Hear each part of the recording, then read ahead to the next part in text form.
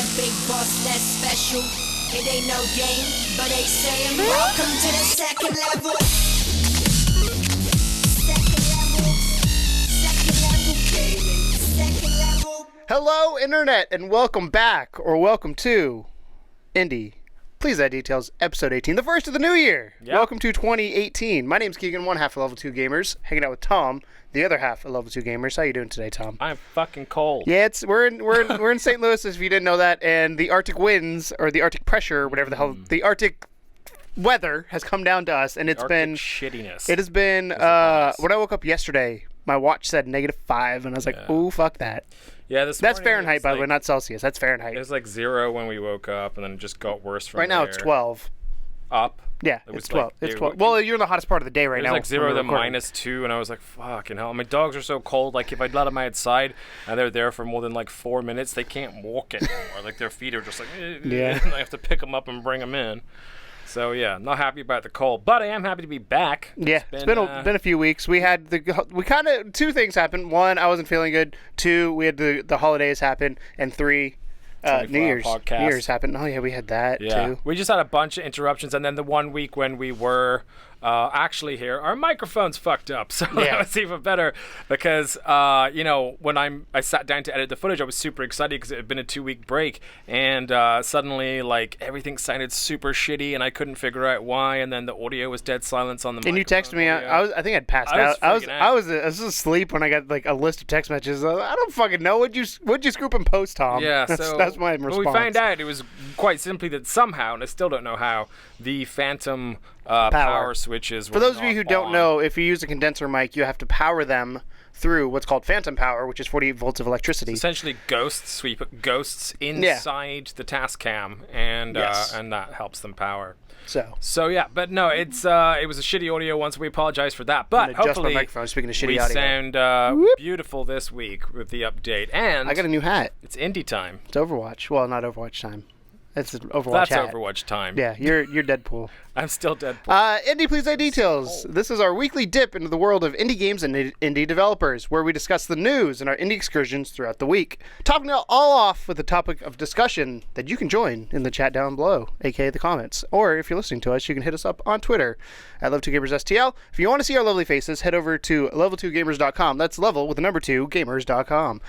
To continue the discussion off air, but online. Nice. You can hit us up on Twitter again, or Discord, link in the description. Also, Discord, I say this a few times, but Discord is where I set up gaming things with people. So, like, if you want to play, a lot of people have Destiny, a lot of people have Overwatch. It's not just indie games or VR. It's whatever you have. We can do Rec Room, whatever it may be. Yeah, we focus on indie and VR, but we play everything. Mostly other So when I'm playing for fun. It's not for fun. Actually, I did play for fun. I played this morning. Fun, I tie a raccoon to the back when I of play my for truck. fun, but most people have AAA games, which is why it's easy to get that together. I'm a Call of Duty fiend, you're an Overwatch fiend, and a Destiny 2 fiend, and now a Division fiend again. I haven't fiend yet on Division. I've got back into it a few times, and it's fun. It just I'm waiting to see. It's been so long out of that game. I'd be done by now. But it's so good. It's so bad, but it's so good. So you know what's real funny? Before we get into the show here, I hop back in the Division. First thing that happens, I go to dive roll because I'm trying to relearn all the controls again because it's been probably 8 months since I played. And first thing I do is I get stuck somewhere. And I was like, David, I need you to murder me. I was able to dive out eventually, but it was just like, welcome back to the Division. Back to the Thank bugs. you. Yeah. But let's move into detail number 1 of Indie Please Add Details. I'm excited. Do it. Enter the Gungeon sells over 75,000 copies on Nintendo Switch in 2 weeks. 2 weeks. This is from DualShockers. Developer Dodge Roll took to Twitter and announced that their bullet hell title Enter the Gungeon has sold over 75,000 copies in 2 weeks on Nintendo eShop. It's kind of like what the title says. Their exact tweet is, quote, Enter the Gungeon has sold over 75,000 copies on Nintendo Switch in just 2 weeks, surpassing all expectations. Thanks to all the new Gungeoneers, Nintendo, and 22nd... Wait, how many copies did it sell, and for how long? On which platform? Yes. It's great to hear another indie success story on the Switch, especially considering Enter the Gungeon is an excellent title as well. I was disappointed that it was never made its way onto the Vita back when it was first released in 2016 and on PS4. This is definitely a PlayStation-centric website. If you're not familiar with the game, it's an overhead roguelike bullet hell shooter I feel like games Rats. they try to just say as many words as they can.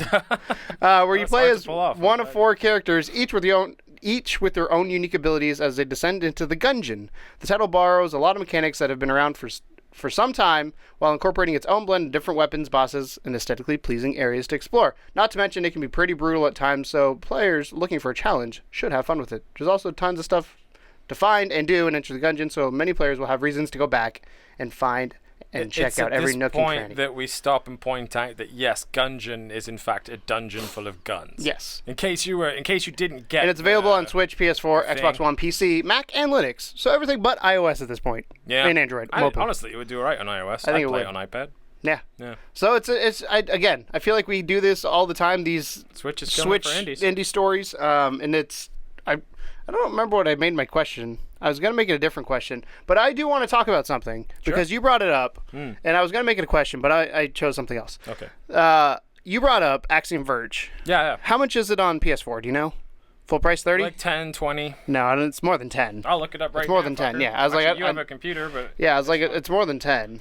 I mean, I know it wasn't a lot because it was only considered... It was the one indie done by the one guy, and I think it was like maybe 20 when it came Because out. it's done by one person doesn't mean it's cheap. But it's... Well, I mean, you know... One person doesn't... your search bar is stuck here, Tom. There it goes. That's all right, I got it.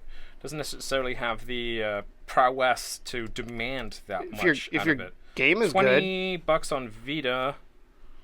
it actually doesn't say for PS4, but I'm going to go ahead and assume it's the same. 20? Yeah, 20. $20. Yeah, $20 full price for PS4, PS Vita, and then the theme is $2. Nintendo Switch. Do you know what the price is? $40. Does that have anything else? Is it just the base game as far as you're aware? It's physical, but I don't know. I don't know if it's digital too, and I don't think it has any bells and whistles, but I don't know. I don't think they added anything to that game. I feel like they didn't. I'm going to pull up the Nintendo. It's $40 when I started in GameStop anyway, which might just be GameStop. But. Well, if it's physical, that's what we're going to do. I'm trying to see if there's a different digital price or not. I'm pretty sure it's the same. Buy digital. Isn't this great, guys? We're looking up. I don't want to fucking log in. It's trust me, but it's more. So the Nintendo tax. One of the things is you as a Switch owner has said, hey, why would I buy something for more? And we had a little bit of a discussion about this last night. You're like, why would I pay more for something that I already own just because it's on Nintendo? I can't remember what game we were talking about. We were talking about some I was game. talking about Ploy. Yeah, that's it. Yeah. Because we were discussing. Because you're like, oh, you can get the that's gonna be our spotlight or my spotlight. Well, this I said week. it's $30, which isn't too bad, and you said it was like 20 It's on 20 other on things. PlayStation, And but I said that I saw Axiom Verge in GameStop, and it was $40, and I was like, fuck that shit. And so like Ploy, with Ploy, the $10 more is it's a. I think they call it the Adventurers Edition or something. It gives you the soundtrack. It gives you different costumes, which I don't know what those are. And then the game. It's fluff, really. But yeah, but that's like but it DLC. is not. That's not strictly the Nintendo tax. No, there is a Nintendo tax on. I mean, Doom was games, 60. And Skyrim was 60. And your thing was like, why would I play it again for people who potentially are playing it again? Like, why would I buy it again? Because Switch, you said Switch is primarily somebody's second. Yes, I mean it's a little bit of why would I play it again? Because because pay $10 more. The Switch is secondary, but also like. I know why I would want it on Switch, which is the same reason why everyone would, is that it could be mobile, right? Yeah. You want to be able to take it with you.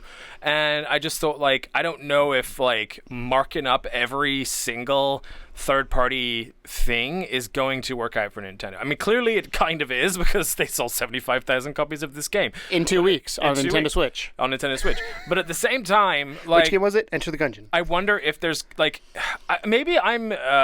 thinking that more people have Switch as secondary, and that's not true. Maybe there's just people there are the Nintendo fanboys that will only buy starvation, Nintendo. Because when it comes to Nintendo, as we both know, the third-party titles come once in a while, but for the most part, you're being tied over with everything else. And people really love the Switch. They want to use it. I feel like I have to buy more games to make it worth the investment. So even though I played Mario Odyssey, I played some Zelda, I have Rabbids, I still haven't played that yet, but I bought Sonic Mania, Golf Story, and all these games to kind of give me a little bit extra, especially bite-sized nugget type things. as opposed to AAA, dude. Nintendo charge $100 for your games. Everyone will buy don't do them that. anyway. Don't do that. I'm just saying they could. Yeah, but I don't want them If Mario Odyssey was $100, Zelda was $100, I fucking guarantee they'd still sell close to as many copies as they did. But like when it comes to little indies, especially, like no one wants to feel rinsed on indies, dude. Like Skyrim, Doom, fair enough. Those were like AAA when they came out, but indies, like, come on, man, keep it a little bit sacred. Even for if you're paying for portability. Well, that's the thing. You shouldn't have to pay an extra tax on because your console does something. You know what I mean? But it does. That's the selling feature of it. I wouldn't pay extra for VR games because they're VR, right? That's a bonus thing that VR does, but I wouldn't pay like $70 for a VR game just because it's VR. Like that's why I bought your console to begin with, was because of this thing that was supposedly in the limelight or in the future. And with Switch, like, you know, everyone got one for the mobility and the other shit too, obviously the games.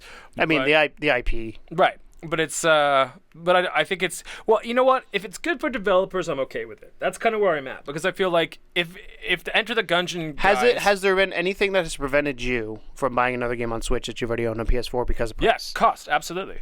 It's absolutely been part of it. I don't have Switch, so I can't speak to first. Well, here's the thing. Like, if I haven't bought it already, I'm more likely to buy it on Switch than I am a main console.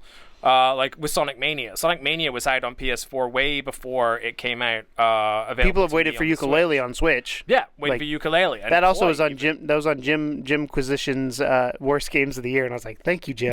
I don't like that guy for the most part, but he was right on that. Yeah, so it's like, I don't know, like I would, if I know it's coming out, I'll wait for it on Switch. But if I already had it, like, I don't think I would buy Oxenfree or Firewatch on the Switch. Because I've already had that experience, and I'm not going to pay twice to do it again. Yeah, we don't tend to replay things either. That's true. Do you think if you traveled more, you would be more likely to do it? Maybe. So, like, say you had a job that sent you places on airplanes, or, I don't know, maybe conventions? Yeah, I mean, I think... Would that sway you a little bit? No, it would. Like, to me, not that my dad plays video games. My dad used to travel a lot for work, and I feel like the reason he bought an iPad versus having his laptop is because he traveled. Right. And I look at Switch kind of the same way. Obviously, you don't take your PS4 with you when you travel, but same concept of like that portability to him was worth the extra cost. iPad is what, $500 more type thing? So it's worth the extra cost of doing that to have that same functionality in a mobile platform. Oh, but if you think about it, like, I don't know, from a viewpoint of the Vita, right? Let's pretend we live in an alternative universe where the Vita was still like a thing, right?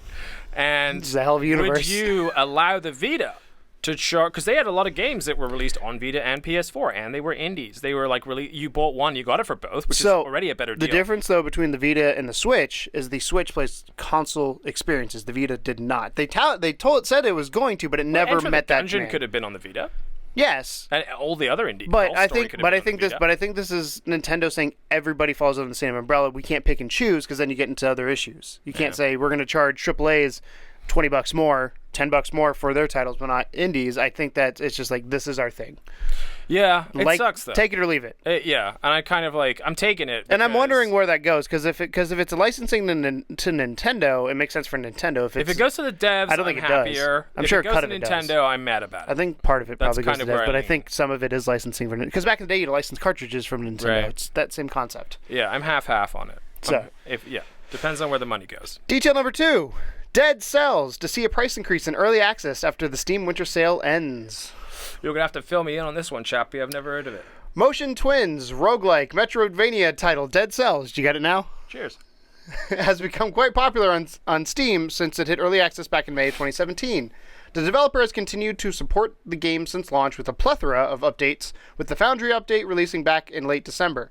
Now the developers have confirmed in a new video that Dead Cells will be receiving a price increase once the Steam Winter Sale ends. Up until now, Dead Cells has been available on PC for $16.99, though it is currently discounted to $12.79 as part of the Winter Sale. After the aforementioned sale ends at 1 p.m. on January 4th, 2018, the price of Dead Cells will rise up to $19.99. The developers even hint in their newest video that the price may increase again once Dead Cells leaves early access, which it'll hopefully do so sometime in 2018. As for that video, it begins with one of the game developers going over all the features that have been added since Dead Cells, since its initial launch. That's a typo there. he ends off the segment by saying that developers feel like the game at this point is where it mechanically is solid enough to the point where developers can focus on things like creating new levels and finishing up a game for its full launch. And then goes on for other things. So the reason I brought this up, and this is going to be our topic of discussion later on, so I don't want to get too deep into it. But the reason I brought this article up, and going to tie it back, is raising a price of an early access game and then raising it again when it releases. So I don't have much to say. I don't know anything about Dead Cells. Apparently it's selling well on PC. I'm not a PC gamer. But artwork looks cool. I'm using this to tie in later on when we do our topic of discussion that you guys can join. Detail number 3. It wouldn't be Indie Please Add Details without Unknown Battlegrounds news. Unknown Battlegrounds among just 3 new releases in Steam's top 12 sellers of 2017. Wow. This is from VG247. Which games made the most fat cash in 2017 on Steam? One of the world's largest distribution networks? The answer, you probably won't be surprised. Check out number 5 for some really crazy stuff. Value has released a stack of interesting charts detailing success stories of Steam over the course of 2017. The biggest one is being what it's calling top sellers, which actually refers to top 100 games by gross revenue, which is why you'll see very cheap and free-to-play games on there, as well as plenty of older games still making cash on microtransactions and DLC, or because they're just great. Hello, CounterStrike. CounterStrike, I can think of like GTA is still up there. But Valve has not given hard figures or even ranked the games the included games, and has divided them into tiers so you can differentiate between dozens of games that made mega bucks in platinum from mega bucks in gold, and so on. So pulling the platinum list in Valve's order of presentation, here's the top 12 games on Steam in 2017 by gross revenue. CounterStrike Global Offense, number 1. Dota, number 2. GTA 5, number 3. No surprises there. Unknown Battlegrounds, number 4. No surprise there. H1Z1. Kind of surprises me a little bit because that game has a bad rep. I thought it had fallen off a little bit, but yeah. I mean, maybe it was better at the start of the year. Rocket League. Yep. Divinity 2, Original Sin, Witcher 3, Ark, Survival Evolved, Ghost Recon Wildlands. That's surprising. That surprised me. Warframe. And this last one tells me when developers do shit right after they fuck up. Rainbow Six Siege is on there. Of these, only PlayerUnknown's Battlegrounds, Divinity 2, Original Sin, and Ghost Recon Wildlands were actually released in 2017, although you could argue that Ark Survival Evolved finally got a full release in 2017, despite being playable for approximately forever. True. So, I kind of like this. Like, it's really interesting to me because we talk about, or the industry talks about games as services. And I don't have an issue with games as services because as long as they keep updating them and keep going and do it right, unlike fucking Destiny is right now. The Division is a prime example. I told you I hopped back in the Division. Yeah. And it's been 8 months since I played that game. And like, I don't regret that at all because I had a blast in that game. As long as I still have fun in that game, the game core and fundamentally is obviously the same game. They've added things here and there to make it better experiences. But the fact there's only 3 games in the top 12 selling games of 2017 that released this year, and the big one obviously being Unknown Battlegrounds, like that one we knew was going to be there. Everyone kind of figured that was going to be Ark kind of surprised me a little bit, but again, that was released last year. Counter-Strike's been going for so many years, but that team is so dedicated to releasing new content. Like they had the Dust 2 map update this year and a bunch of other stuff. They're paid updates, right? For Counter-Strike, I'm assuming, because they're on top grossing. I don't know. It would have to be. I think they just have a lot or do they of have transactions. I was gonna say, or they have the stuff have a inside. lot of like mod maps and stuff for training and stuff. But remember, what you're looking at largely there is so Counter-Strike, Dota 2, PlayerUnknown, Rocket League.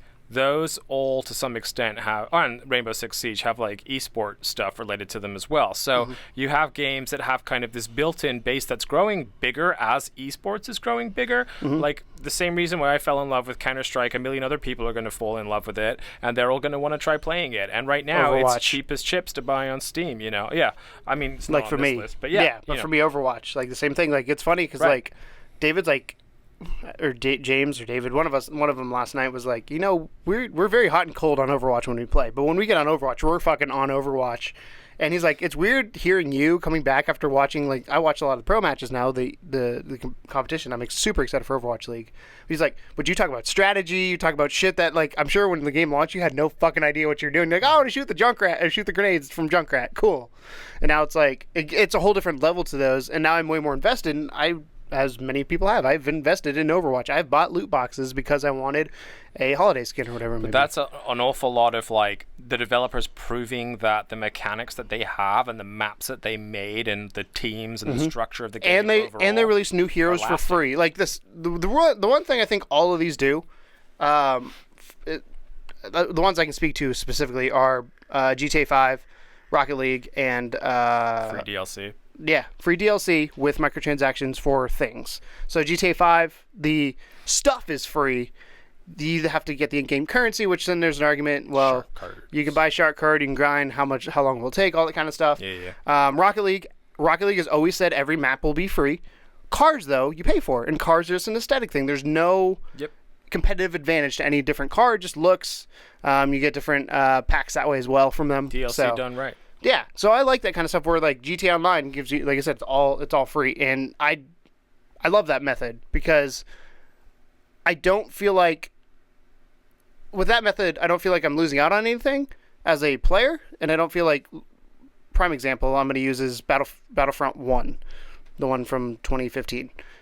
That divided its fan base because you had to buy DLC separately and map packs, and then you're like, well, I can't find a map in the DLC because not everybody bought the DLC, and now it's a little off balance. My friend doesn't have DLC, so we can't play this map, but we can play that map, and I hate that kind of stuff.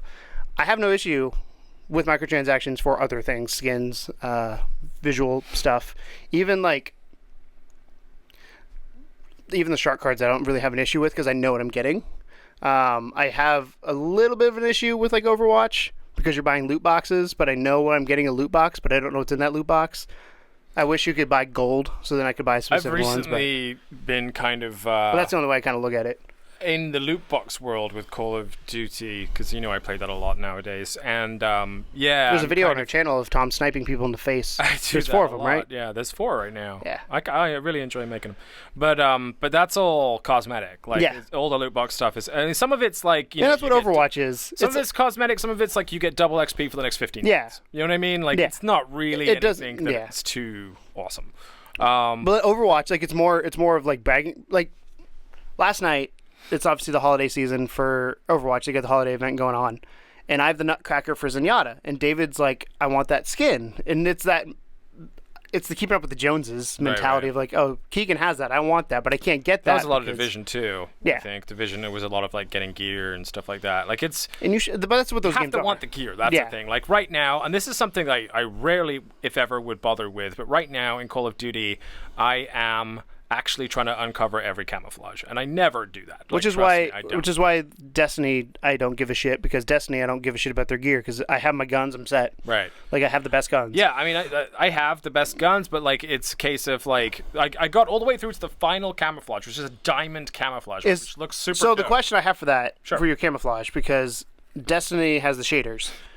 Do you have to do certain things to get it, or is it a random drop? No, it's things. Okay. Yeah. I like that, because you're going after them, versus Destiny, it's like, I want to get this shader. How the fuck do I do that? To be fair, there's some like tweaks like you can get to make your gun look different, but that are like loot box drops, I mean, and I expect the those. The majority of like the actual camouflage rankage, where you get like gold guns and diamond guns and stuff, is all like kill this many people with this particular thing. Which I like. Right. That's the way it should be.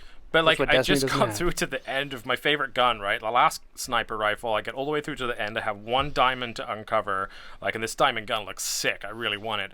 And then I'm like, it doesn't tell you what you have to do to unlock it until you get there. Mm-hmm. So I got the gold camouflage. I'm like, cool, got my gold. What's next, baby? I'm thinking it's gonna be something easy, and it's like, now unlock the camouflage for every other sniper rifle before you get access to this. So I was like, fuck.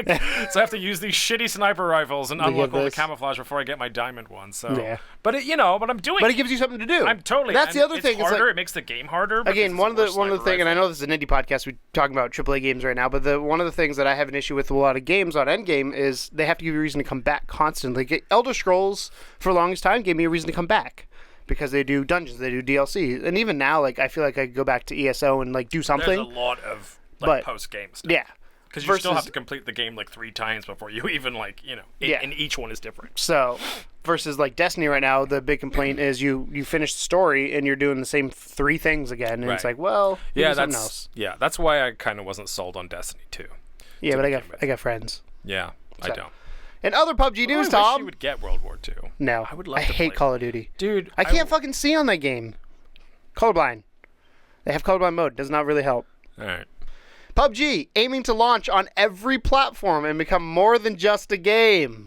Yeah. I knew you were gonna say about this. By the way, this was like last minute. I was going through and I was in bed. I was gonna say, I don't remember seeing this. Yeah, I was in bed and then I saw an article. This is from GameSpot. I saw an article pop up and I was like, ooh, I need to add that.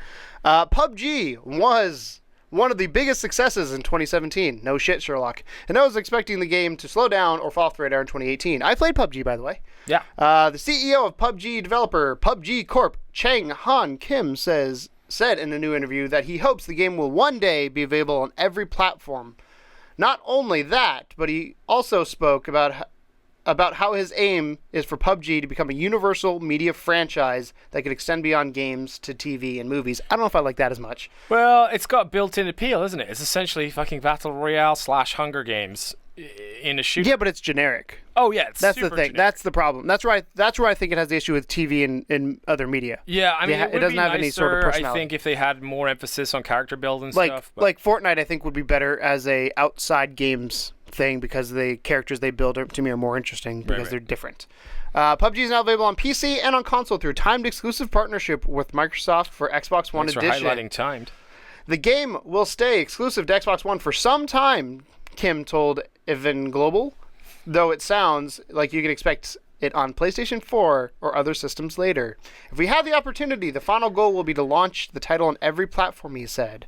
I wonder whether they would still run into the same teething things launching it for PS4 or whether the Xbox will just help refine it more for PlayStation because they are different chipsets. I think they'd have to go through the process. They'll I mean, optimize it'll help a lot because you have an idea of console, but it is slightly different, like you said. Kim went on to explain the part of what was keeping PUBG off PS4 for now, outside of Microsoft's exclusive time deal, is that Sony's system doesn't have early access / game preview. This is also an issue for Ark Survival Evolved, which launched on Xbox One much earlier than it did on PS4. Early access on Steam and game preview on Xbox Ones are like pre-release, so they don't have restrictions on quality. However, PlayStation's very strict about this. I beg to fucking differ, Kim said. He didn't say that part, but I did. There were cases where a game took 6 months more to launch even when it was already completed. We are still in the stage of learning the console development environment and console gamers' tastes. We need to think about other platforms after evaluating and completing the Xbox One version first. I mean, to me, it Basically, sounds like PlayStation's going to get the most refined version of all. The only thing I will point out that says, where was it? Where he said if possible. Switch? No, there's no way that. He said all there's platforms. no way Switch could handle that game. You don't think so? If you see how fucking runs right now on Xbox, there's no way a Switch can. If they knock out a few things, maybe. It's never been an optimized beast. Really? Like it's one of those games that like they can only optimize so dirty. yeah, which is kind of the appeal of it. It doesn't seem to be that kind of. That's the problem. Big. That's the problem. It's just not optimized. Where? If we have the opportunity, the final goal would be to launch on every platform. Yeah. He said. That's what I'm saying. So if we have the opportunity, Switch. If we have the opportunity, PUBG on Switch would be the funniest shit ever.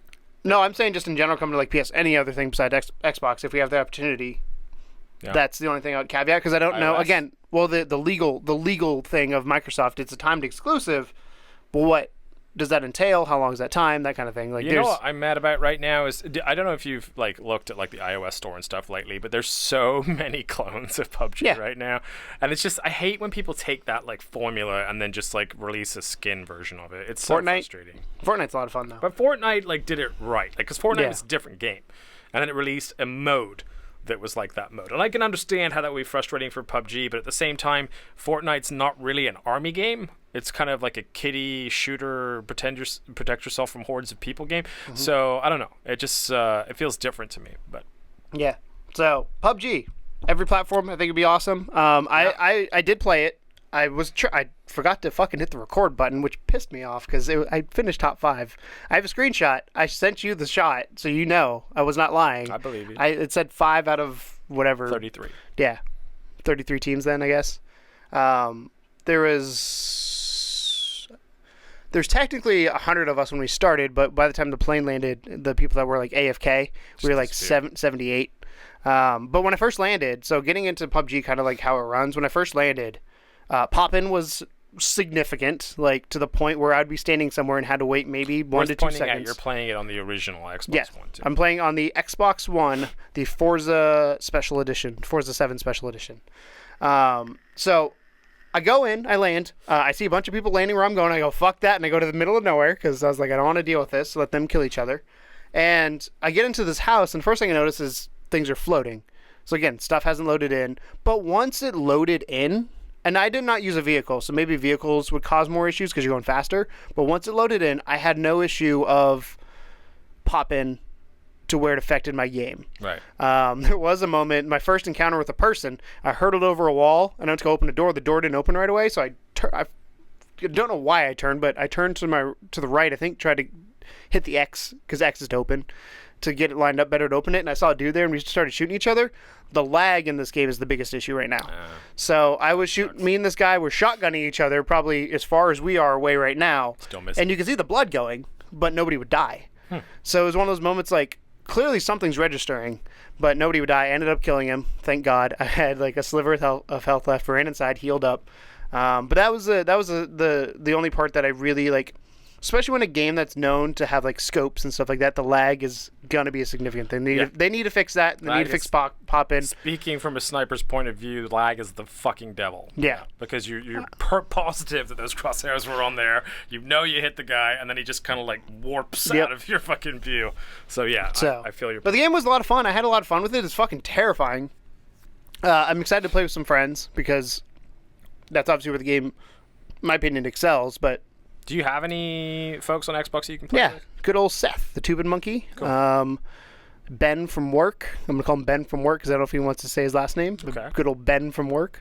And Hayden has it as well. Cool. So, yeah, I've got a squad that we're going to run around with. And it was a lot of fun. It's fucking terrifying by yourself, though, because you the way I was playing it, I'd avoid buildings at all costs once I had my weapons, but when you go into a building, you pop the door open, you clear the room, and be like, okay, good.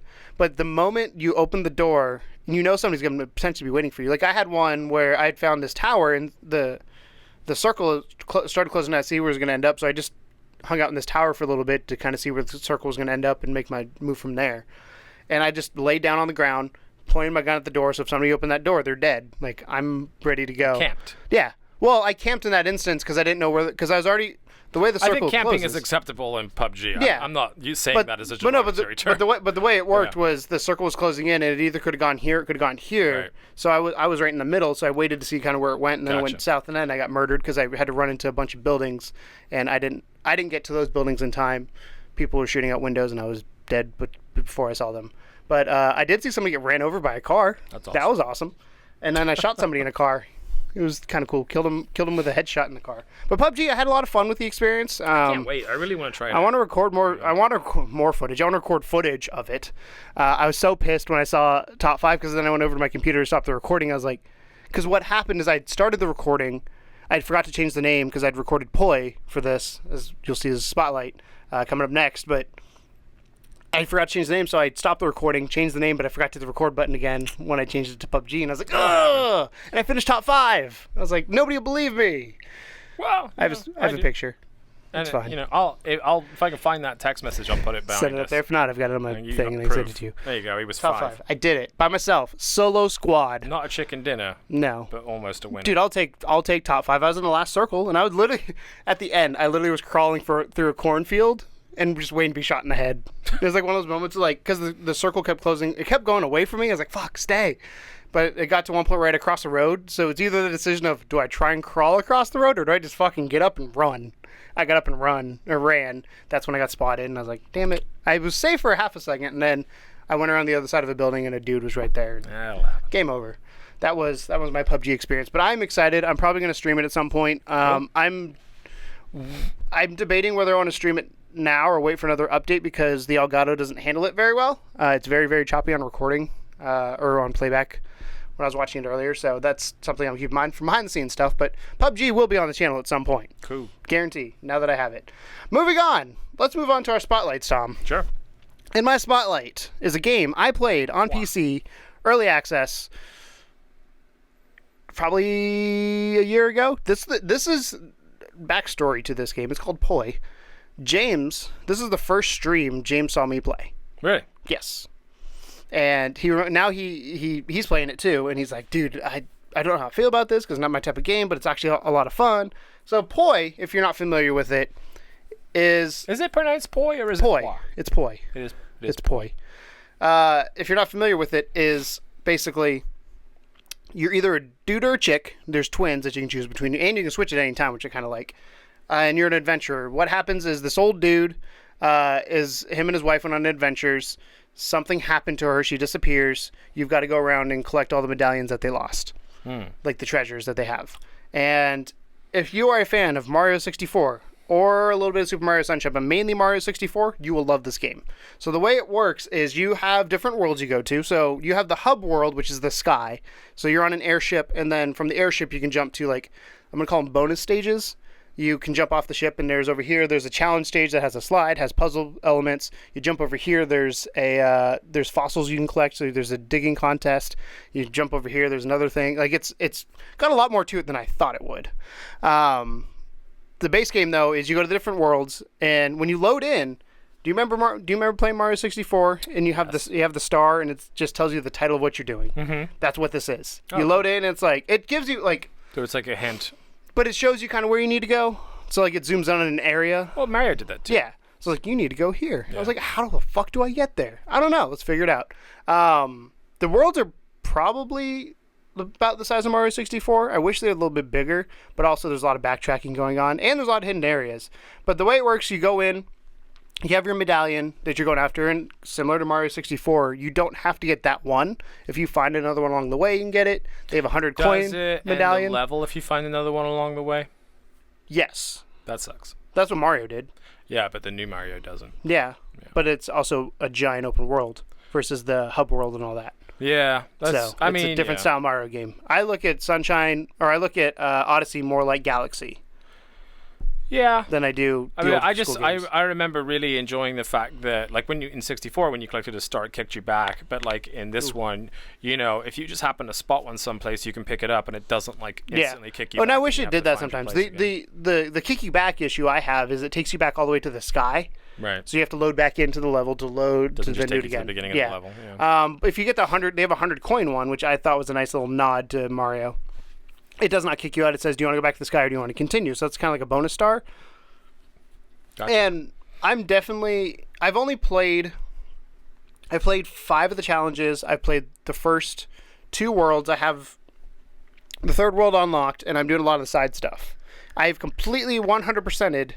Oh, technically I have 3 worlds, because you start in a world that's like the beginner area, the tutorial area that you can go back to later on and collect stuff there. So I guess technically I've unlocked 4 planets, but I've been to 3 of them. But I've been doing Cozy Canyon, which is the first area you go to. I've 100%ed that. And I'm probably going to do it that way. There's a lot more worlds than I expected. So from my count, when you get a little logbook, it looks like there's probably, I think, 5 to 6 worlds. But bonus games, there's like another 5 to 6 things you can do. So I'm going to guess, if I did put a time stamp on it, I've already played probably close to 3 hours. And I've only played through the equivalent of what would be 2 full worlds. So I'm going to guess it's probably 10 to 15 would be a perfect estimate for this $20 game. The complaints I have, there's a couple of complaints I have, and as you know, with Ukulele, camera is an issue. This game does not have a camera issue. Good. It has a few of them. Like you're going to have it, there's one spot where you go into a lighthouse and you're crushed between a wall and the lighthouse wall, and the camera doesn't know what to do.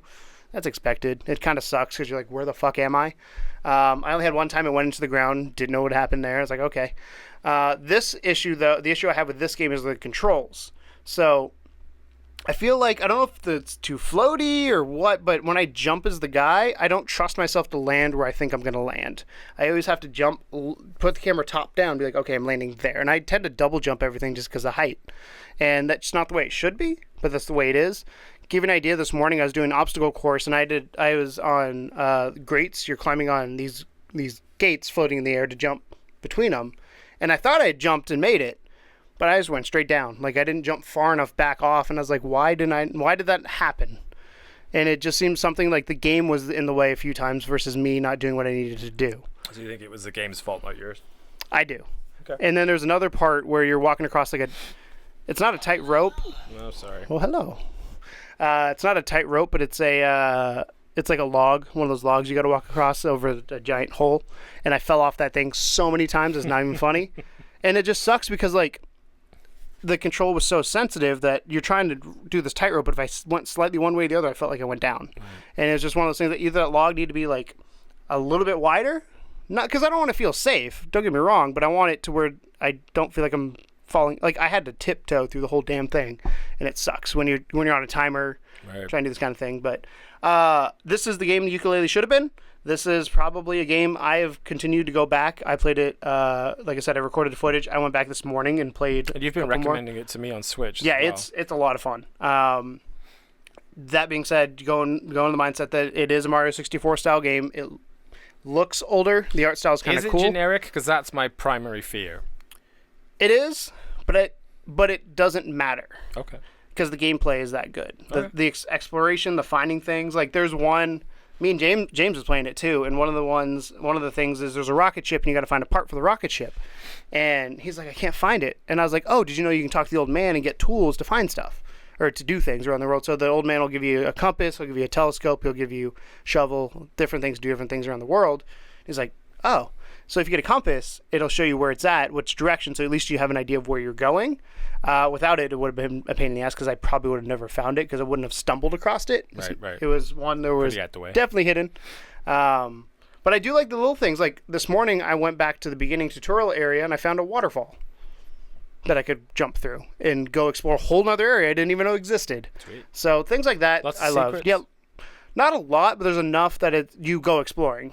And this is definitely one of those games I'm going to go trophy hunting in. It's like you have a camera, so take pictures with all the animals, find the hidden costume items, all these kind of things. So I'm definitely going to go through and do that. But I really, really, really, really am enjoying it. Like, Ratchet & Clank to me is one of the best 3D platformers of this generation, and deservedly so. It is perfectly done, in my opinion. There's a few things here and there, but in general, it's really well done. Yes. Ukulele, not so much. And then Ploy's in between the two. Gotcha. Like, to me, Ploy is like, if Ukulele, I mean, I've said this before, if I had to give Ukulele a score, it'd probably be 4 to 5. And Ratchet & Clank's a 9. I would give this probably an 8. Okay. 7.5, 8. So it's serviceable. It's great. It's $20. I think if it was more expensive, it would have been a different story. Was like $40. Ratchet was 40. So, yeah. And it was Insomniac You'd behind it. More, yeah. But if this was more expensive, I probably wouldn't have done it. Where would you compare it to Yonder Chronicles? Because I know you're a big fan of that as well. I like this. I'm enjoying this more. Really? Yeah. We're actually doing for our podcast, we're doing our Game of the Year, and I had a debate between those two for Indie Game of the Year, and I'm enjoying Ploy way more than I am than Yonder. Yonder's a lot of fun, exploration. Ploy is Mario to me because I don't have a Switch. Gotcha. And the thing that I think if I had played Odyssey, I may not feel as... Well, James has played Odyssey, and he likes the game, so I don't know. It's not Mario. Don't get me wrong. It's not a Mario game. Mario has super polish on it. Picture this as like you kind of scuffed out the dings and dents, but you didn't go back and put the sealant on it. Gotcha. That's what it feels like. So there is flaws there. There's things there, but I'm enjoying the crap out of it. Solid, serviceable Mario clone, but not frustrating. But I don't want to call it a Mario clone because it stands on its own. Okay. And the storyline is actually kind of cool. Yeah. Not that it really, again, doesn't really matter. It's serviceable, but Mario storylines really don't matter either. You say Princess Peach. Storylines are stupid. So, Same concept. The worlds are really well designed. Lots of cool things to interact with. Lots of enemies. The enemies are varied, and little things here and there. I'm a Secrets fan, so. I like Ploy. Secrets. I recommend picking it up. It's on PS4, Switch. I don't know if it's on Xbox One. I know it's on PC because I have it on PC as well, but recommend picking it up. I prefer it on PS4 just because controller. Okay. So, what's your... So I'm cross-pollinating this week because I was going to... That sounds dirty. I was going to I'm going to drink my muscle milk. That's fine. Not sponsored by Muscle Milk. I don't wish I was because this stuff is actually not great. It looks gross. It's cookies and cream. You ever heard the Silver Case? Mm-mm. The Silver Case was a visual novel game made by our good buddy Suda51, that crazy motherfucker. You think he's your good buddy, but he's not. I wish he was my good buddy. He seems like a lot of fun. So I that was on the pipeline for me. I did not get to it. So I am sort of chasing my tail a little bit this morning, trying to think of what I can put up. And I thought, you know what? Like, I've played a lot of VR lately, and in VR, even though almost every VR dev is an indie dev, I feel like there are indie devs in VR that are like struggling to put the best thing they can together with maybe not a lot of money and budget, and they just want to make like the bootstrapping it, as they call it. Yeah, an hour-long experience, right? Or like something along those lines. So I thought I would highlight a few of those because I chose specifically a bigger game for Codename Morpheus tomorrow. So I thought I would highlight some of the smaller games on indie because they are by indie devs. So I hope that's okay. I kind of made that an executive decision. So the two games... You didn't come to me on this, Tom? I'm sorry. I thought I'm about done. it. I thought about it. But, so... Something to scoop the green screen, that's fine. The first one I want to talk about is the Rabbit Hole. And this is a $5 PSVR game, right? So what do you expect out of a $5 PSVR game? What I expect out of a $5 game, or a $5 game called the Rabbit Hole? Because that sounds like a sex toy. Well, the rabbit is a sex toy. The Rabbit Hole is not. Yeah, but the Rabbit Hole is the male version of the sex toy. Is it? That's bestiality, Tom. That is. Oh God, you're so gross. No, I don't expect much. I mean, let's be honest. I expect something that I'll play once, maybe enjoy, maybe not. Who knows? I mean, right now the only thing I have in comparison is that Roller Coaster Legends game. Right, that's $5, and that's a VR. I've not played that yet. It's not bad. No. It's not great, but it's not bad. It's there. Yeah, it's one of those ones that it's one of those things that pads out your library. So when friends come over, they'll play it. Yeah, at some point, one of your friends might want to play it, and that's okay. Like that's we're gonna do on game night. Yeah, I'm debating on streaming game night. By the way, I haven't asked everybody to see if they're cool with it, but I think everybody would be cool with it. Yeah, why not? So the Rabbit Hole is rather Escape the Room game. Are you familiar with Escape the Room? I am. Right. So I have escaped many rooms in my life. You have. Yes. Cool. Mainly so, my bedroom. For those of you that aren't familiar with Escape the Room games, because I know they're not as popular in certain countries, Escape the Room is basically that you go with a group of friends into a sort of elaborate Hollywood setup situation of like I several expect you rooms. to die. Right. But several rooms. Exactly. With several rooms that are linked together with clues and things like that. And they give you kind of like this baseline story, and then they're just like, all right, figure it out. And so that's an Escape the Room game in real life. Now, virtually, it makes a lot of sense to do an Escape the Room game. As we know, I Expect You to Die is really popular. It did really well. But the DLC? Yeah, the DLC looks great, too. I haven't played it yet. I haven't either. But the Rabbit Hole is trying to do an Escape the Room game on, like, super minimal budget. Like, it's janky. I'm not going to lie. Like, it's a little on the janky side. But it's basically an Escape the Room game based off of Alice in Wonderland, hence the Rabbit Hole. You start in this room where you have like 5 or 6 like major puzzles you have to overcome, but then a lot of like small things as well. And the puzzles vary from like fucking fiendish to like alright. Like, to give you 2 examples of puzzles. First puzzle, you hear a song on the radio, and there's then a sort of a musical instrument in the middle of the room, and you have to set the switches up so that when you flick them one by one, they match the song on the radio. And there's only 2 possible positions they can be in. There's 4 switches. It's either up or down. Mm-hmm. So you have to like listen to them to find out which position they have to flick to make the same frequency as the radio sound. And then you set them all up, and you go bing bong, and you're done. And that's kind of like pretty easy, right? The other ones are like flip the tile games, where it's like you flip this tile and then 3 other tiles flip, and then you flip this one. I hate those ones because I'm not as good as those. It's fucking hard, right? Not as good as those really ones. hard. I spent like an hour just trying to get through this one fucking flip the tile game, and they get harder from there. Like, there's some really difficult puzzles, but you know, it's an Escape the Room game. Well, that's like the puzzle. There's a puzzle in Ploy where you have to find fossils, and it's you dig up, and if you dig one near, it's like there's a fossil close by, so they have to figure out. So if you go say to the left, right? To the left, you're like, nope, this way. So yeah, so that's those are the big things, but the mechanic that sort of really makes it interesting is the shrinking and growing mechanic from Alice in Wonderland. So you get a shrinking potion. Do you take drugs? Not quite. I mean, maybe. I don't know. Because Alice in Wonderland is just a giant drug trip. True that. But it was you have a potion, right? Yeah. So I don't know if it's like LSD or whatever, but you have a potion. It's a mushroom. Then you in shrink, Mario. and you eat a muffin to grow. And here's the thing: each potion and or muffin has 2 uses, so you can use it twice, and then it's done. Okay. When you grow or shrink, so say you again, I don't know the game, but if say you grow. and you're giant. Then if you shrink, do you shrink back to your normal size, or do you shrink to down? normal size? Okay. Yeah. So then you there's have steps. to use it twice to get all the way down if you wanted to. And again, there's limited amounts, so like you have to be either really good at trying to find these things or be very smart with your usage of them. You can't trial and error too many times because you're going to run out of this finite material. But basically there's a timer on the whole thing, and you have to escape this room before the timer runs out. If the timer runs out, a giant evil ghost bunny thing jumps at your face and you're dead, and it's just like game over. There's no music or anything. It's just like you died, and that's it. And that's what I mean by janky. It's like it's not like they could have done so much more with the end of the game. But there's lots. It is like slightly horror. There's like a heart beating in a drawer at one point. Well, it's Alice in There's Wonderland. cackles and stuff. So Alice in Wonderland is not known for being like it's an LSD trip. Yeah, or an acid it is trip. I can't remember if it's LSD or acid, but it's one of those. It is pretty out there. Is LSD and acid the same thing? I don't know drugs. I don't drug.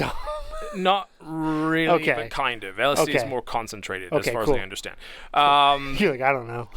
Think of it as like MDMA versus ecstasy. I think it's like I don't know the difference between that either. Right, I'm innocent. So for $5, it wasn't bad. Like it kept me entertained for 2 hours. I didn't escape the room. I got really close, but then I just got really, really stuck as well. But yeah, I honestly didn't mind it that much at all. I thought it was okay. I think for the $5, that's perfect pricing for it. Like as long as you don't mind a little bit of jank. There is smooth movement in it, but the smooth movement is fucking horrible. Like just the worst ever. So the easiest way to do it is teleportation. You just look at an arrow and you teleport to the arrow. It's very, very simple. It's almost like that Last Guardian VR experience. You look at a thing, you teleport to the thing. And still not done that. That's on my list of things. Oh, you should. It was a lot of fun. But yeah, it's kind of janky. But like, you got to give the developers props, and you'll like it. The developers are called like VR Monkey or something like that. So I figured you'd like that. Just because it's named Monkey. Because it's named Monkey. So that's the first one I'm going to talk about real quick, and then there's not a lot to talk about with that game other than like the interesting nature of it. And then the other one that I'm going to rinse through real quick is Accounting Plus, because Accounting Plus, bigger game, bigger indie developers, but still renowned indie developers, developers of the Stanley Parable, Crows. Stanley Parable was kind of this, it was like a piss take on the FPS genre, or on like, I don't know, just like first-person genre in general. Not really a shooter. And then they teamed up with Squanch Games. And Squanch Games are the teams that put out all of the Rick and Morty games, like the iOS games and everything. So Crows and Squanch Games made a game called Accounting a while ago on VR. For PSVR, they re-released it as Accounting Plus. So they added some more kind of levels to it. Now, here's the thing about that. You want to talk about secrets. That game is so jam-packed with secrets. Like, essentially, you're put into an environment where you are made to feel uncomfortable pretty quickly by the inhabitants of wherever you are. Like, there's always something that's going to make you uncomfortable the second you get into the room. And then you can teleport around. It's all teleport-based. Teleport around, mess with stuff, but there's a lot of, like, hidden things. Like, I went through the entire game like vanilla, basically, where like how you were supposed to, which is I went through every single deep level, and then I came out, but that was it. The second time I went through, I made one change, which landed me in like 2 different places that I'd never been to before, and then changed the entire history of the story. And then when it ended, instead of ending like the first one had, it was a completely different ending, and ended up putting me back in for like a second run through without really finishing the game.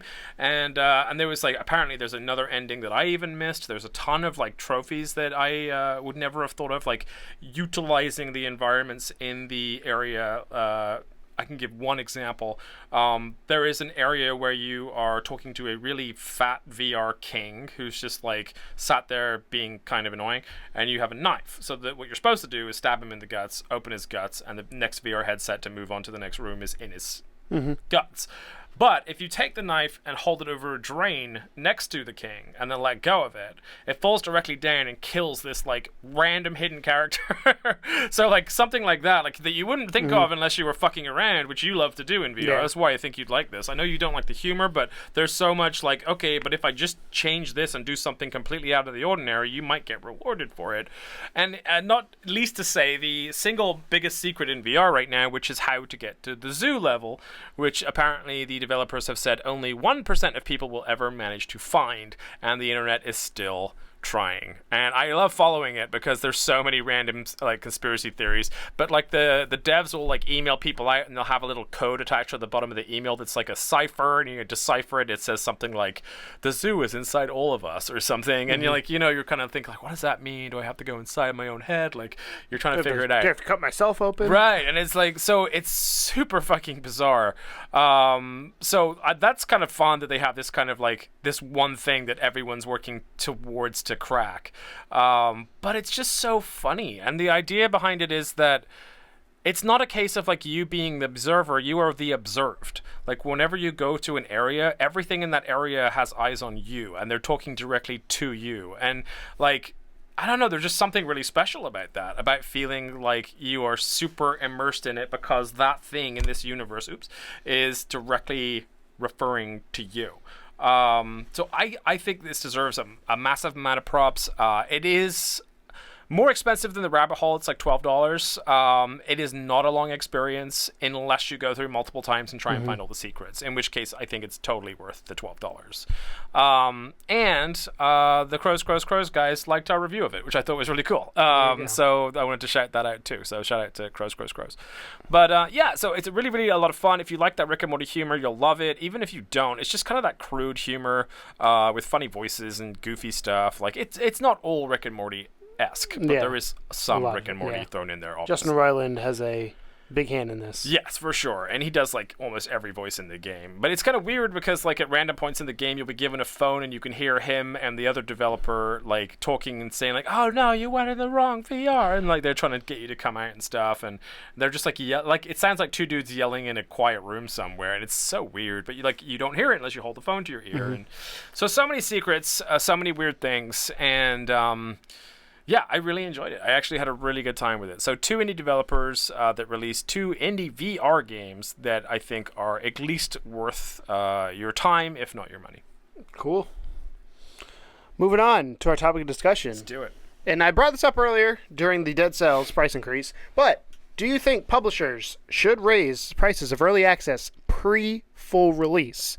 Because I'm cool. I'm going to start off with saying, like, the $60 price tag. Like, say a game comes out and it, like, Ark early access or PUBG early access is $30.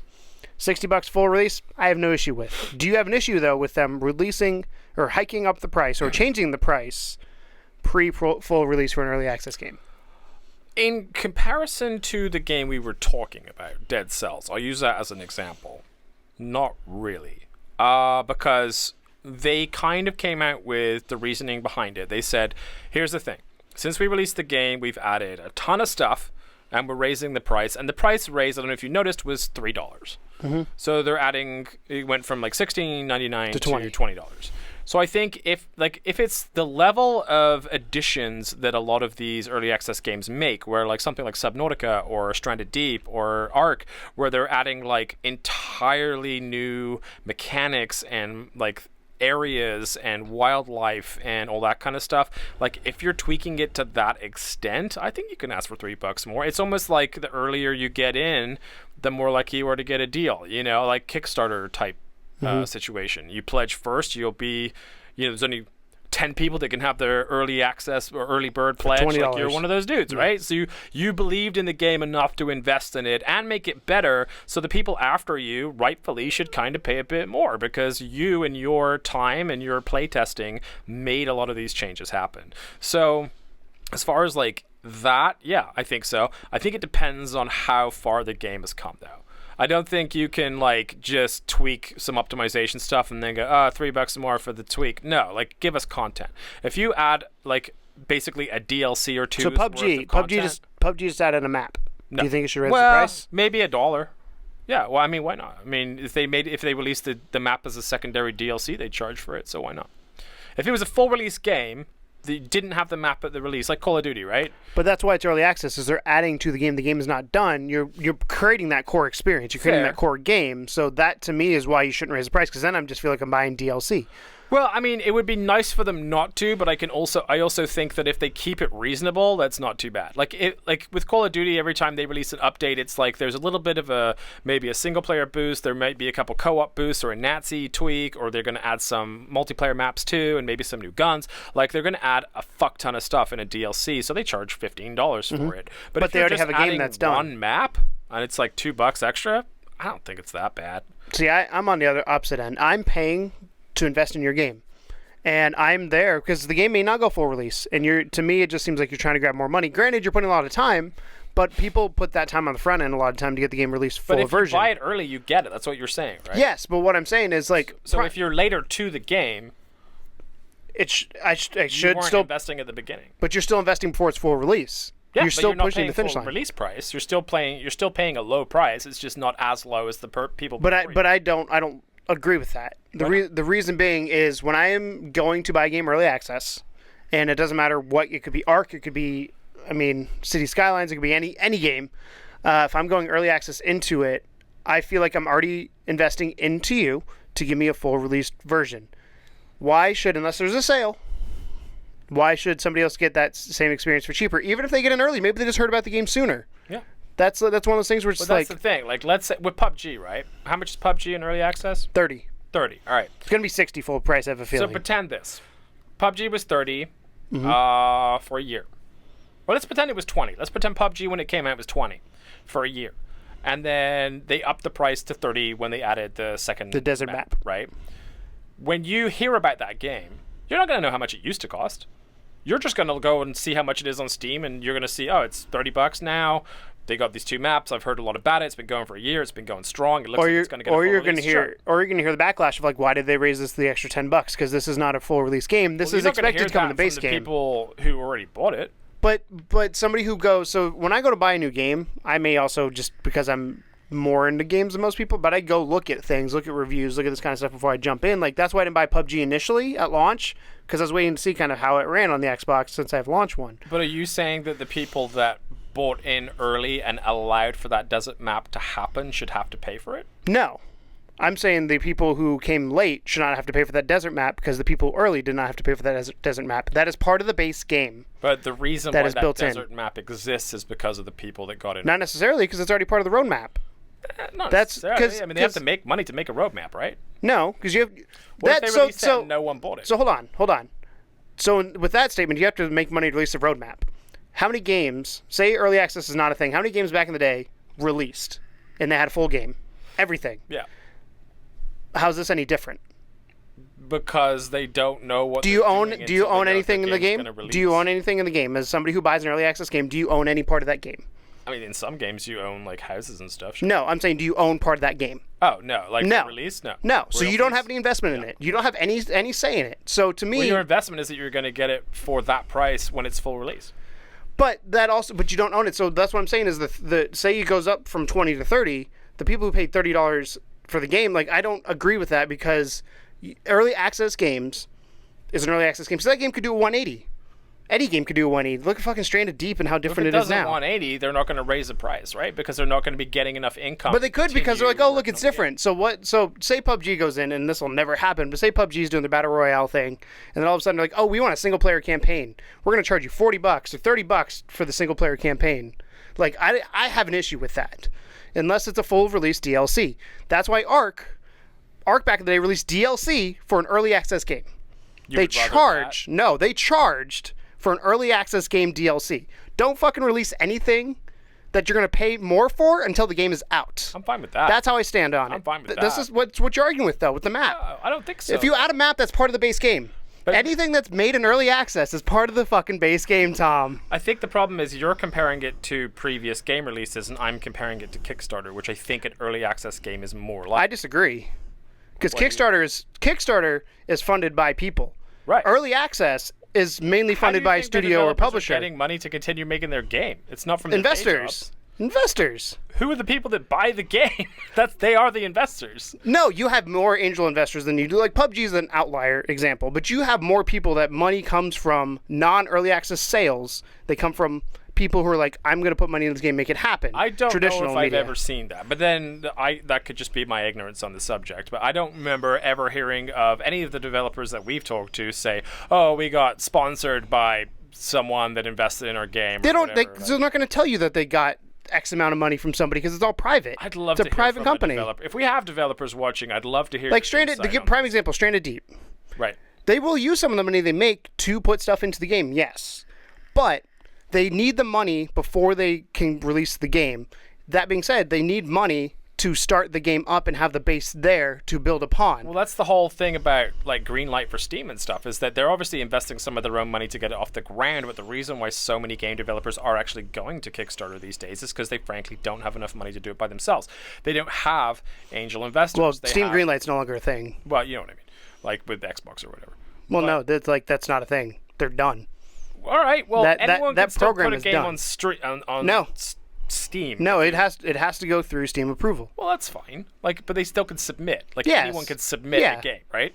Anybody can submit a game anywhere. You can submit a game to Sony if you want to. True, but I'm saying that like a lot of folks that are making a game go to Kickstarter, go to Indiegogo, whatever it is. Exactly. I have no issue to with try and external get the money to crowdfunding. do it. Well, that's what most of this is. But access listen. games are inherently But crowdfunded. when you do a Kickstarter and you buy the Kickstarter game, when the Kickstarter's going on, they have the price. Yeah.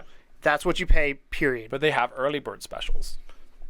That's what the pledges are. They have like the first 50 people to donate $20 get the game at $20, and then once that 50 runs out, they'll have like, okay, this is just a digital release of the game. 200 people can buy this one, but it's $10 more. I don't like that well, at all. That's fair. Like, you don't have to like it, but it exists, and it's like that's kind of how they get people on board faster. Is it's like, oh, the quicker I get on this, the cheaper I get it. I think that's an okay business model for if you're going to crowdfund a game, and I think more of that happens than you are suggesting. But the question then is, yeah, but if you get in early and you pay less, that's fine. But what you were saying is you are paying for new stuff. The person who's buying the game early, you are contributing to the development of the game. Because Kickstarter, sometimes you'll get an alpha, you get into betas, so be it.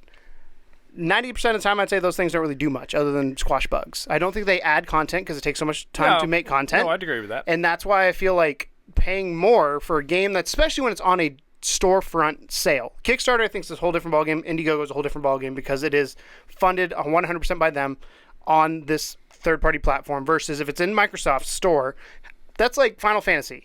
Say Final Fantasy comes out, Final Fantasy 15, and they release a Chocobo Racing League. They should. They will charge you $10 because it's a DLC. If Final Fantasy was early access, you bought it, and then they had that Chocobo Racing League, I don't think they should add it until it's full release. Until it's 1.0, you should not charge anybody more money because your game is not out yet, and I do not know what I'm getting until it's done. I don't agree with charging the original purchasers. I do think it's okay to charge people that only bought the game after that DLC was released. I disagree because it's not DLC. That's it's fine. part We of can the base. It's part of the. That's what we I know, do. but it's part of the base game, is what I'm saying. We can disagree. Yeah, That's part but of if you, it. but It if is you go opinion in, based. This but question. if you go, yes, but if you go into, I'm going to prove you're wrong. You can try. If you go into a game, so Call of Duty, PUBG, very similar multiplayer. You have maps, you have guns, you have all these kind of things. Obviously, the game. Map and guns if you're PUBG. No, you have two. Well, now you do, but That's what I'm saying. right. If PUBG came out full release, how many maps do you expect to have? Full release? Yeah. 5 to 10. So if I'm buying early access, and I'm buying that game before the game's out, I expect to pay the same price as everybody else who bought that game early. Period. Unless there's a sale. Because I think that's what I'm doing is I'm investing in you. You're nickel and diming me, in my opinion. And I'm all for people making money. You know, I put my business hat on a lot of the time. Taking it off today. But this one, I think is wrong to raise the price of a game, even if you have good reasons to. Let me put it this way. If you have... Okay, so you are PUBG, and Microsoft wants to know whether it's worth buying your IP or publishing your game, right? They want to know if it's worth publishing. The amount of people that have already purchased your game largely goes towards a company like Microsoft looking at your game and going, holy shit, this game has sold 1 billion copies already, and it's definitely a hot property right now. Like, we can get a hold of this and mold it and make it better and put more maps, and then we'll release it full. Like that, it's not just that when you buy a game early that you're investing, like your beta testing. That's a part of it, but the money and the fact that you're putting that investment in as a active user as well is more likely to attract bigger companies that are going to publish your game or that are going to help you money. That's where the money comes from. Right. That's why I don't think you should charge. But if you more don't money have early. that initial install, but then why would you charge more? Then you don't get the full release. So the people that are earlier in throwing their hats in the ring and saying, "Fucking, whatever the skeleton version of this game is right now, I think it's going to be really cool. I'm going to go ahead and pay for it now." I think it's fine that they get that game that they invested in at a skeletal stage on a fixed price, like an iced price that's frozen, rather than people that get on the hype train a year later after all the suffering of the original early access testers, and like they had to go through pre-optimized PUBG where it was just a shit show, but they were still trying to make the most of it. Like, those guys suffered. They suffered through the early stages of the game and invested their time and money into helping the developers make a better product for the people that came along after. So I feel like you're basically saying it's almost like the same as like pre-ordering, or I think pre-ordering's dumb. To some extent it is, but it's similar process, different outcome. But but in terms of like saying, I believe in this and I believe in it so much that I should get a free shirt or a hat or whatever, it's almost the same. Because if you pre-order a game and then like you and 1 million other people pre-order a game, and then the Activision or whatever goes, oh, there's a lot of interest in this, let's make sure we do extra bug testing, whatever it is that they're doing before they release it, sure, give me a golden gun, give me something. Now I'll agree there's an extent of maybe there's a lot of things versus a little amount of things that get added, like we talked about before. Like, it really depends on how much you're getting as to whether you should be allowed to raise the price or not. Like, for me, was it Dead Cells? They added quite a lot of things and only raised it by $3. I think if you're bitching and moaning about $3 difference for all this extra content, then to me silly. A lot of it though is the principle of the matter, and you know how I am with things. We're snowball effect. You don't want to start that snowball. So what's the snowball effect in this say instance? Dead Cells does this, it's $3, fine, whatever, so on. PUBG comes out, oh, it's $30 now. Oh, next map comes out, it's $50. Oh, next map, it's $60. That's the snowball effect we can lead towards with this kind of stuff, and that's where I have the issue. If you start doing it and accepting it, it's going to continue just building on itself. Look at the fucking loot boxes. That's a fair comment. We started out with loot boxes, like aesthetic stuff. Battlefront 2 and Shadow of War was not aesthetic stuff. It was gameplay stuff. And then what happened, though? That's what I'm saying. That's where I think I have the issue is we went too far to hit the brakes. We didn't see it coming. This is one of those things where I see it coming. I was like, this is not a good thing for anybody involved, because you're starting a trend that there may be a shitty game that's just going to start charging more because it can. But then I think that people will recognize the difference between a shitty game trying to charge more and a game like PUBG that's actually giving you your money's worth, because they spoke loud and clear on Battlefront. Battlefront 2 has been on every single sale that Sony have done since its release. But I think Battlefront 2 also is because it's EA. Like, it is a shitty game, and it does get shouted out loudly, but I think it's also because it's EA. But there's a lot of people, like you said, or that you do your research before you buy a game. You look into it. You look at the company. You look at the other games they had. You look at what's been added. You look at how much it's always costed and all that kind of stuff. If you're doing your homework on it, like, then you know whether it's a good deal or not. Like, with EA, we just assume it's a shitty deal because it's EA. But, like, if you're actually putting your time in, you can actually look back at the history of PUBG and look at the first 1.0 release or 0.1 release, whatever the fuck it is. It's not one. And go like, okay, this is where it was, and then 50 people thought, you know what, I'm gonna take a chance on this, and then those. It's not changed that much though. If you look at PUBG at initial release versus now, so I'm just using it as an example, but I'm saying, like, if you look at a lot of early access games, like Stranded Deep, I think made a big jump, and a lot of it's UI. That's what's gonna make the biggest difference. Right. Stranded Deep changed its crafting system, changed all, and it's still fucking early access for some reason. But it's one of those things where, like, if Stranded Deep came out and said, "Hey, we changed all these things, we're now going to charge $30-$40 for a game because we think it's closer to full release, I say no. Release it then. If it's that close to being done, wait till it's done and charge full price. This is the nature of early access. That's what I'm saying, general, though. That's we are not really. We haven't really figured out a way to master this. Because it's either early access or it's full release. I don't think there's anywhere in between. There's not early access 1A and 1B. Early access has only really existed since we began, like, essentially crowdfunding games. Because that's what early access originally was like, we'll give you early access to this game. You pay us less, and in addition, you help us with bug testing, and and you give us funds to make things better.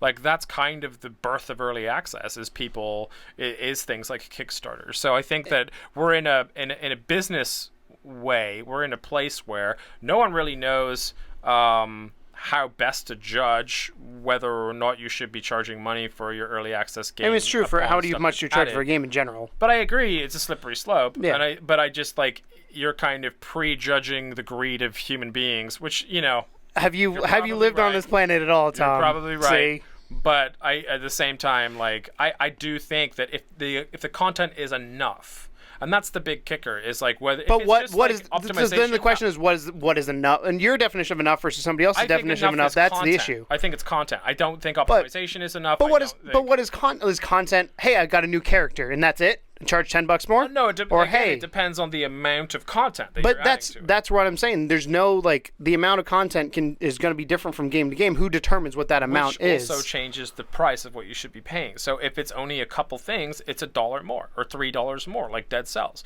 If it's like the amount of stuff that's trying to deep does, charge $5 extra. What's the $10 extra? Then sure. One final question then. With that thought, if you're adding more stuff, so let's use, and today games DLC is fucking king, but say you have a game that adds things to it, like I'm trying to think of one that I played recently that just it added, like we talked about earlier, Rocket League. Yeah, or GTA. Should Rocket League charge more? Because they've added 12 maps. I think that because then you're getting into that whole DLC debate of like charging more people for content. Well, you're locking people out of content. I think once you've come 1.0 though, then you're out of that. You're not allowed to do it after that point. And here's the thing. And that's right.